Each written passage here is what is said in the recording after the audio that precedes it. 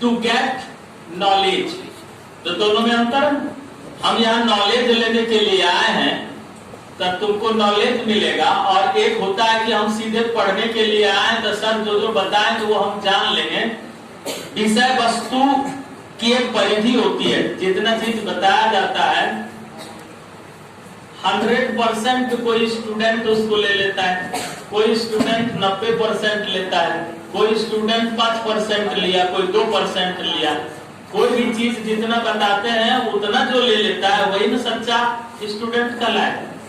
100% में 100% ले लिया तो 100% में 100% नंबर लाएगा, लेकिन यहाँ ले ही रहा है कम तो नंबर भी तो लाएगा कम।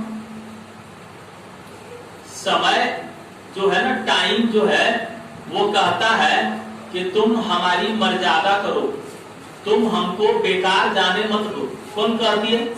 समय कहती है। तुम यदि हमको बेकार जाने दोगी या तुम हमें बेकार जाने दोगे तो हम तुमको बेकार बना देंगे। ये किसका गाना है? कि हम हमारा उपयोग करते रहो, हमारे समय का उपयोग करते रहो। हम 10 मिनट पार किया, 10 मिनट में कुछ तुम जान लो, 10 मिनट में कुछ तुम कर लो, यानी हमेशा कुछ ना कुछ करो चाहे जान लो। समय के अंदर रह के क्या किया जाता है? करना या तो जानना। एक आदमी खेत जोत रहा है तो समय के साथ वो खेत जोत दिया। एक आदमी राजमिस्त्री या घर बना रहा है तो समय के साथ एक दिन में इतना ईंट जोड़ दिया। तुम स्टूडेंट हो तो तुम्हारा क्या कर्तव्य है कि 1 घंटा में हम इतना बना लें, इतना पढ़ लें, इतना चीज को जान लें।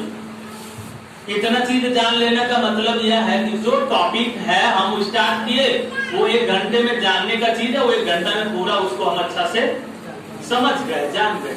और ऐसा जान गए कि कोई भी आदमी हमको कभी पूछ दे तो हम उसको उसी तरह बता दें, तब न जानना हुआ। तुम उस चीज को जान रहे हो लेकिन तुमको कोई बोलेगा कि उसको बताओ किसी दूसरे को, तुम कहोगे हम बता नहीं पाए, लेकिन हम जानते हैं। तो वो तुम्हारा जानना सफल नहीं हुआ।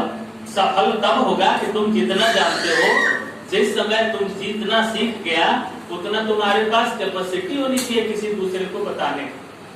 किसी स्टूडेंट को बुलाते हैं कि चलो उठो आओ यहाँ बोर्ड पर, इसको बोर्ड पर लिखो। सर नहीं यहीं कॉपी पर लिख दें, बोर्ड पर नहीं जाए, डर लग रहा है उसको। इसका मतलब क्या है कि जो चीज वो सीखा ना उस पर उसको भरोसा नहीं है, उसको 100% उस पर पकड़ नहीं है। उसको लग रहा है कि हमसे गलती हो जाएगी बोर्ड पर जाने के बाद।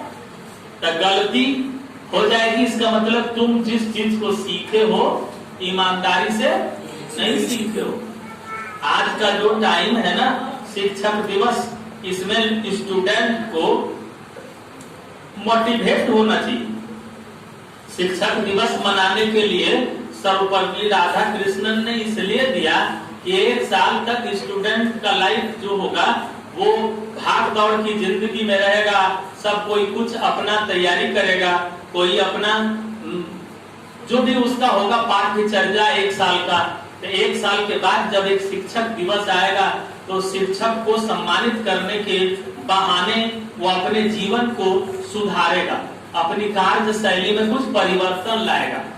तुम जो रोज पढ़ते आ रहे हो, आज तक जिस रूप में तुम्हारी पढ़ाई हो रही है, तुम्हारी जो दिशा और दशा है, ये 2 चीज होती है, दिशा एक दशा। दशा का मतलब तुम्हारे पास कितनी कैपेसिटी है और दिशा का मतलब तुम कैसे पढ़ रहे हो। ये दोनों में आज के बाद से कल से सुधार होनी चाहिए। कहां से सुधार होगा?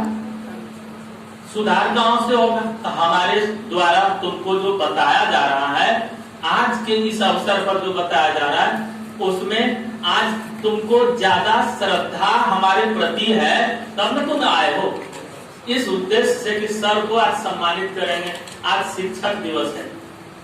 तो हमारा सम्मान इस गिफ्ट में नहीं है, हमारा सम्मान इस कलम में नहीं है, हमारा सम्मान इस शर्ट में, सब लोग को शर्ट जरा पैंट, सम्मान जो है इसमें बहुत छिपा हुआ सम्मान नहीं है। सम्मान यह है कि यहाँ से तुम लोग अभी आज से जब जाओ तो आज से ही तुम्हारा कुछ न कुछ तुम्हारे अंदर चेंजिंग आना चाहिए। तुम्हारा स्पीड पढ़ने के प्रति बढ़ना चाहिए।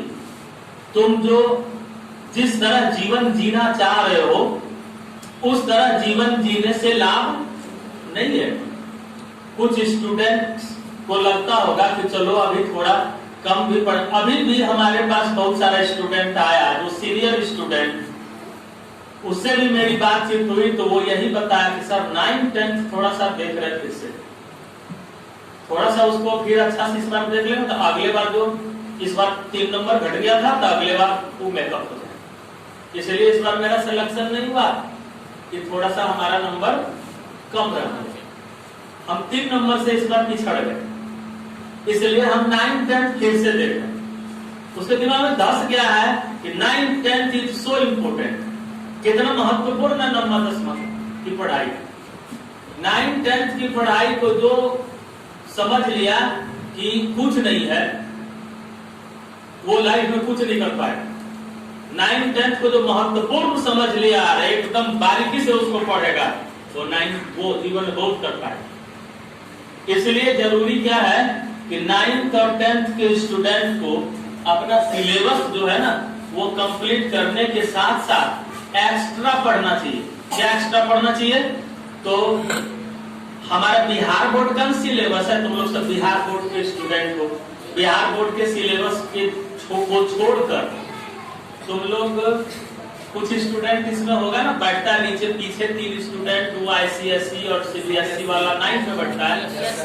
उसका जो क्वेश्चन यहाँ आता है बोर्ड पर बनाते हैं, तुम लोग भी उतारते हो, लेकिन तुम लोग से थोड़ा क्वेश्चन हल्का सा अलग रहता है कि हम लोग का सर एग्जाम्पल में रहता है नहीं, कुछ क्वेश्चन अलग भी रहता है। कभी कभी कंपाउंड इंटरेस्ट था ना उसमें,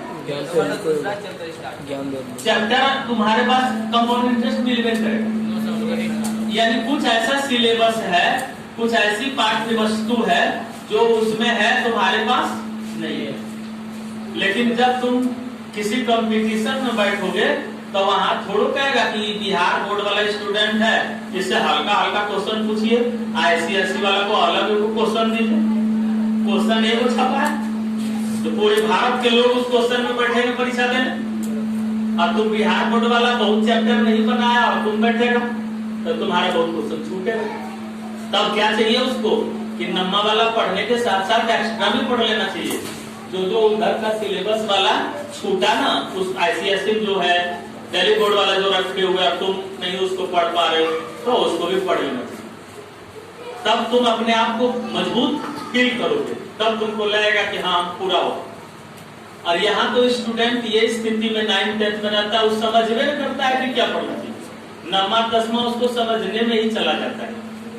तो जो महत्वपूर्ण चीजें वो क्या है कि किस समय हमको कैसे पढ़ना चाहिए, किस समय हमको कितना पढ़ना चाहिए, ये यदि समझ गया, समय समझदारी उसको बोलते हैं। उसको क्या बोलते हैं? समय और समझदार। किस समय क्या करना चाहिए उस हम समझ गए तो बस अच्छा हो जाएंगे।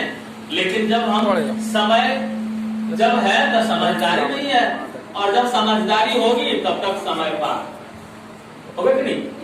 समझदारी अभी जो स्टूडेंट आता है वो कहता है 9th आ जाओ बैठ अंदर आके बैठ जाना, अंदर 9th 10th की तैयारी करेंगे जो अभी सोचता है तो अंदर आके बैठ। तो उसका मतलब क्या है कि समझदारी आ गई उसके पास, समझदारी आ गई, लेकिन समय जो है वो गुजर गया। समझदारी तो एक ये दोनों चीजें जो अभी बताए तुमको ना, ये टाइम एंड अंडरस्टैंडिंग इसको बोलते हैं। क्या बोला जाता है? Time and understanding.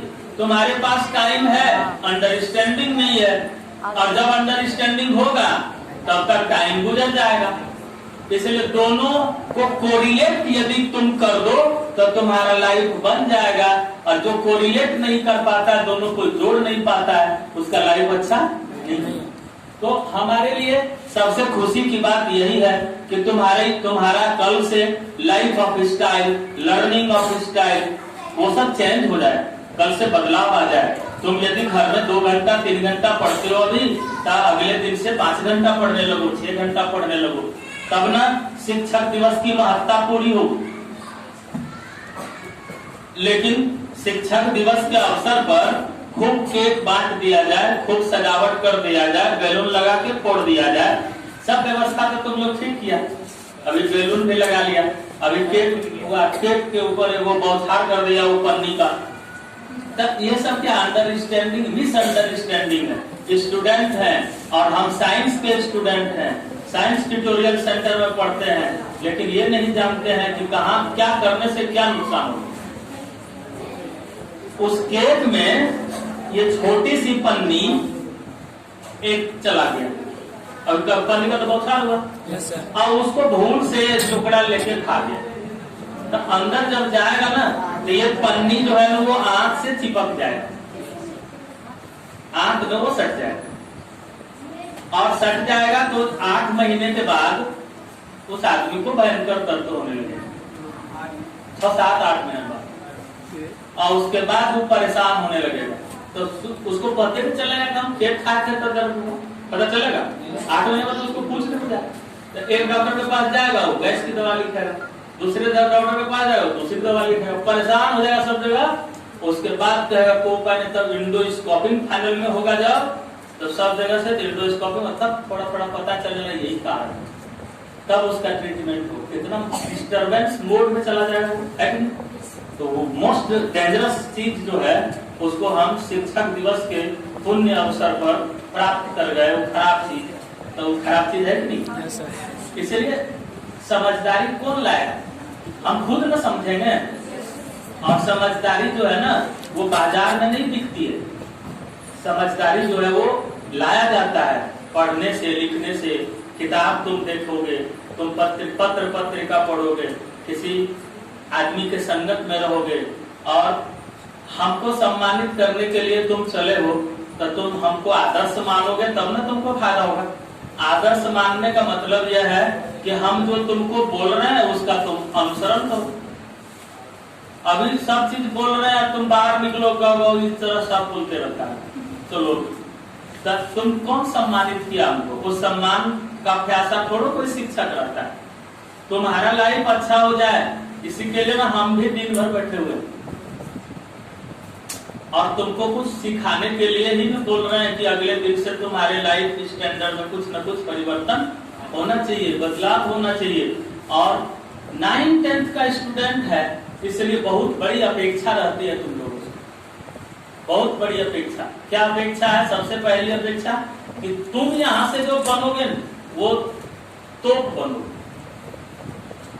और जो अचानक 11th-10th में बनेगा ना वो तोप नहीं बन पाए, बहुत मेहनत करेगा तब तोप बनेगा। लेकिन जो 9th से सुधरा हुआ है और 9th से जो रगड़ेगा वो तो एकदम फटाफट ब्लास्ट करेगा, जिस परीक्षा में बैठेगा झट से रिजल्ट हो जाए। बहुत सारे स्टूडेंट के बारे में तुम लोग को हमेशा देखने को मिलेगा कि वो पहला एग्जाम दिया और निकाल लिया, या दूसरा दिया वो निकाल लिया, और फलाने जगह जॉब कर रहा था फिर उसका रिजल्ट हो गया दूसरे जॉब में चला गया। तो ये क्या है? ये खासियत क्या है कि उसकी तैयारी अर्लियर है, और जो नहीं निकाल पाता उसकी तैयारी बाद की है। ये जरूरी नहीं है, ये जरूरी नहीं है, हेरिडिटरी से ट्रांसफर नहीं होता है एजुकेशन का।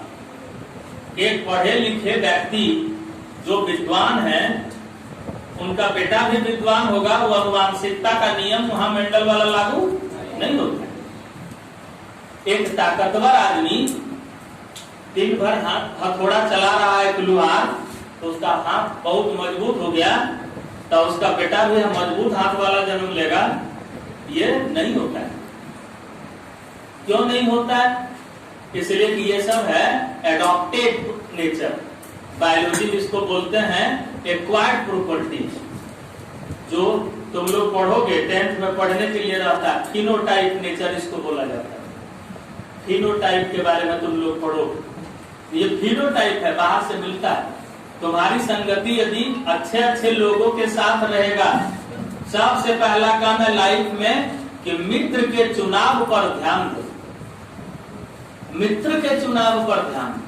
कोई भी किसी से दोस्ती करते हो तो उस दोस्त कैसा होना चाहिए ये भी निर्भर करता है, नहीं तो वो एक अलग डायरेक्शन में तुमको लेके चल जाएगा, एक अलग दिशा तुमको दे देगा, जहां से फिर तुमको सही मार्ग पर पहुंचना आसान नहीं रहेगा। मान लो कि एक 9th 10th का स्टूडेंट 11th या 12th का स्टूडेंट जिसको जिस समय पढ़ना चाहिए था, जितना पढ़ना चाहिए था, जितना जानना चाहिए था और जिस रूप में उसको सीखना चाहिए था वो नहीं सीखा, तो वो साल फिर घूम के आ जाएगा सामने क्या?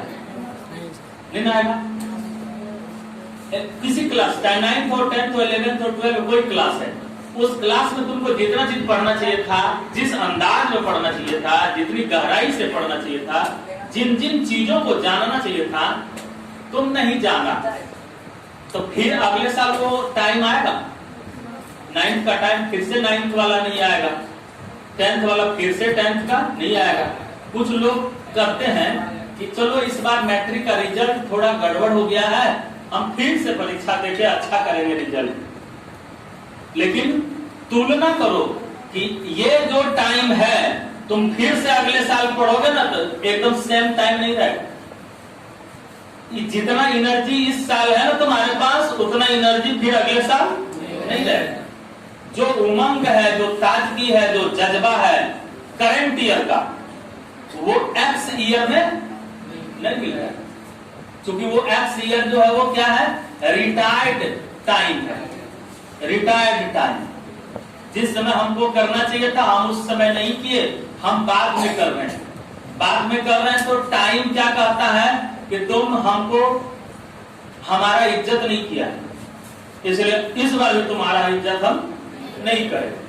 तो दोबारा भी परीक्षा देता है तो जितना अगले बार है उससे कम नंबर, या तो ज्यादा और मेहनत करके इस बार ज्यादा भी नंबर लाने का वो प्रयास करेगा, तो वो उतना नॉलेज उसको मिलने वाला नहीं है जितना नॉलेज अभी तुम्हारा ब्रेन ले सकता है। इस दिमाग, इस मस्तिष्क में टाइम के साथ ज्ञान को लेने का कमिटमेंट है कि इस उम्र में ये चीज ले लेगा। अभी जितना चीज तुम लोग सीख सकते हो ना, उतना चीज हम लोग नहीं सीख सकते। क्यों नहीं सीख सकते? शाम हो रहा है ना, हाँ शाम तो उसका अपना काम करेगा, लेकिन तुरंत कर देते हैं, खत्म कर देते हैं। अभी हम ये बता रहे थे कि कैपेसिटी ऑफ लर्निंग जो होता है वो एज पर होता है। एक छोटा सा बच्चा जिस समय उसको याद कराने की जरूरत रहती है, उस समय उसको रटाते जाओ, जो चीज दोगे फटाफट याद, बहुत जल्दी वो याद करेगा, क्योंकि उसका मेमोरी पावर बहुत शार्प रहता है उसमें। अभी तुम लोग जितना पढ़ के ज्ञान हासिल कर सकते हो ना, उतना पढ़ के अब हम लोग ज्ञान हासिल नहीं कर सकते। सबका एज अलग अलग होता है। ब्रेन में accepting capacity, learning capacity of the brain already depend on the time of maturity. जैसे जैसे परिपक्वता के तरफ लोग बढ़ेंगे तब सेल जो है वो टाइट होते जाएगा, एक्सेप्टेंस कैपेसिटी जो है वो डाउन करने लगेगा।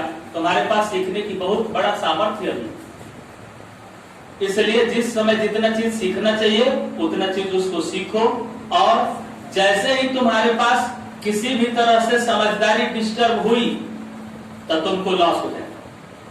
लॉस यही है कि जिस समय जो जितना चीज सीखना चाहिए, अभी हम बता रहे थे ना कि कोई स्टूडेंट 9th पूरा पढ़ लिया, लेकिन उसको हम ग्रेविटेशन का एक न्यूमेरिकल पूछते हैं तो नहीं बताता है। 9th में है ना ग्रेविटेशन, तो वो नहीं उस समय बनाया, अब वो जाके 12th 11th में जाके उसको सीखेगा, तो जितना अच्छा से वो 9th में सीख सकता था उतना अच्छा से वो 11th में नहीं सीख पाएगा।